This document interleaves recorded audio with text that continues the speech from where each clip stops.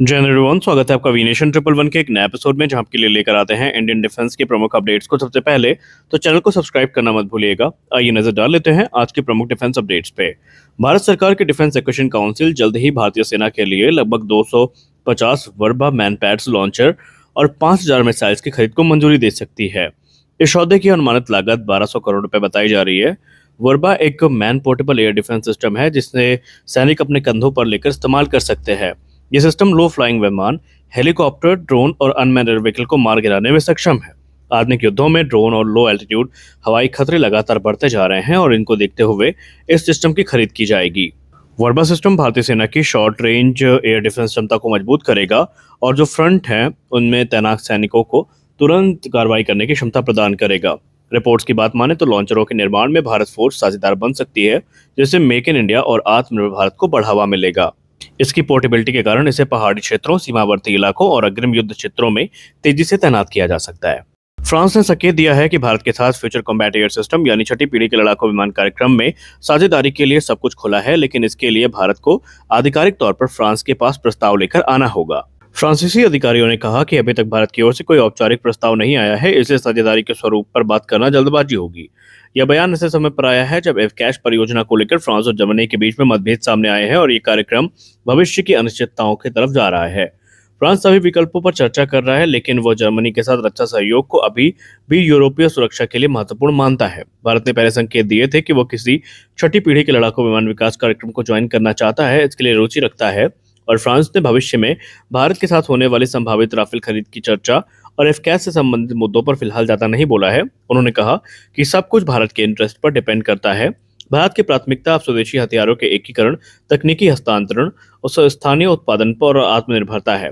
भविष्य में किसी भी भारत और फ्रांस की रक्षा डील में तकनीकी साझेदारी, भारतीय उद्योग की भागीदारी और भारतीय प्रणालियों के एकीकरण जैसे मुद्दे महत्वपूर्ण रहेंगे। भारतीय वायुसेना के लिए प्रस्तावित 114 नए राफेल लड़ाकू विमानों की खरीद को लेकर भारत ने फ्रांस के सामने कुछ कड़ी शर्तें रखी हैं। भारत चाहता है कि पूरे कार्यक्रम मेक इन इंडिया इनिशिएटिव के तहत पूरे किए जाए। इसमें व्यापक ट्रांसफर ऑफ टेक्नोलॉजी भी शामिल हो। भारत चाहता है कि राफेल का एयरफ्रेम, इंजन और एवियोनिक्स तकनीक भारत को ट्रांसफर की जाए। विमान का निर्माण में भारत की किसी कंपनी के साथ साझेदारी की जाए और सभी 114 विमानों में भारतीय हथियार, मिसाइलें और जो कम्युनिकेशन सिस्टम है इनको एकीकृत किया जाए। इंजन निर्माता सैफ्रॉन और एवियोनिक्स निर्माता कंपनी थेल्स की तकनीकी ट्रांसफर को लेकर के भी बातचीत हो रही है। भारत सुरक्षित डेटा लिंक चाहता है ताकि राफेल भारतीय रेडार, सेंसर और कमांड नेटवर्क के साथ सीधे जुड़ सकें।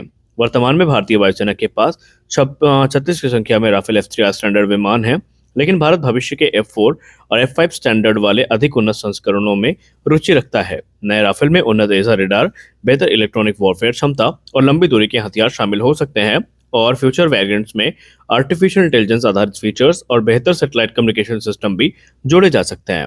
भारतीय वायुसेना ने भारत में निर्मित पहले एयरबस C295 सैन्य परिवहन विमान की सफल पहली उड़ान पर एयरबस और टाटा एडवांस सिस्टम लिमिटेड को और उनकी पूरी टीम को बधाई दी है। ये एक ऐतिहासिक उड़ान थी जो 11 जून 2026 को गुजरात के वडोदरा स्थित टाटा एडवांस सिस्टम लिमिटेड यानी TASL की फाइनल असेंबली लाइन से हुई थी। ये पहली बार है जब भारत में किसी निजी कंपनी ने एक महत्वपूर्ण सैन्य विमान का निर्माण किया है। इस उपलब्धि को भारत के रक्षा और एरोस्पेस विनिर्माण क्षेत्र में एक बड़ा मील का पत्थर माना जा रहा है। इंडियन एयरफोर्स ने कहा कि यह सफलता भारत की बढ़ती एरोस्पेस क्षमताओं को दर्शाती है और आत्मनिर्भर भारत के तहत स्वदेशी रक्षा उत्पादन को बढ़ावा देती है। C295 कार्यक्रम भारत में सैन्य विमान निर्माण की क्षमता विकसित करने और भविष्य के एरोस्पेस परियोजनाओं के लिए महत्वपूर्ण आधार तैयार करने की दिशा में एक महत्वपूर्ण कदम है।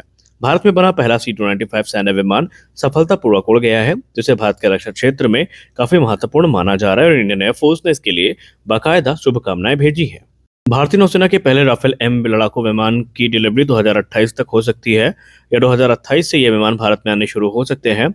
विमान आने से पहले ही भारतीय नौसेना के पायलट और ग्राउंड क्रू फ्रांस में प्रशिक्षण शुरू करेंगे ताकि विमान मिलते ही उन्हें जल्दी ऑपरेशनल बनाया जा सके। शुरुआती राफेल M पायलट मुख्य रूप से MiG-29 के उड़ाने वाले नौसैनिक होंगे और इन्हीं में से उनको चुना जाएगा क्योंकि उन्हें पहले से एयरक्राफ्ट कैरियर पर विमान को कैसे ऑपरेट किया जाता है उसका अनुभव होगा। बाद में वही MiG-29 पायलट्स ट्रेनिंग ले करके जो बाकी के पायलट्स हैं उनको ट्रेन करेंगे। राफेल M की बात करें तो राफेल M भारतीय नौसेना के लिए काफी महत्वपूर्ण है क्योंकि ये जब तक TEDVF नहीं आ जाता आंतरिक समाधान के रूप में भारत में कार्यरत रहेगा। रिपोर्ट ये भी इंगित करती है कि फिलहाल तो भारत ने 63,000 करोड़ रुपए की लागत में 26 राफेल एम खरीदे हैं, लेकिन भविष्य की जरूरतों को देखते हुए और टेडबीएफ की टाइमलाइन को पीछे खिसकते हुए देखते हुए 31 अतिरिक्त की संख्या में राफेल एम हमें आने वाले भविष्य में आते दिखाई दे सकते हैं। तो आज की इस वीडियो में बस इतना ही। मिलते हैं अगले वीडियो में कुछ अपडेट्स के साथ, तब तक के लिए जय हिंद।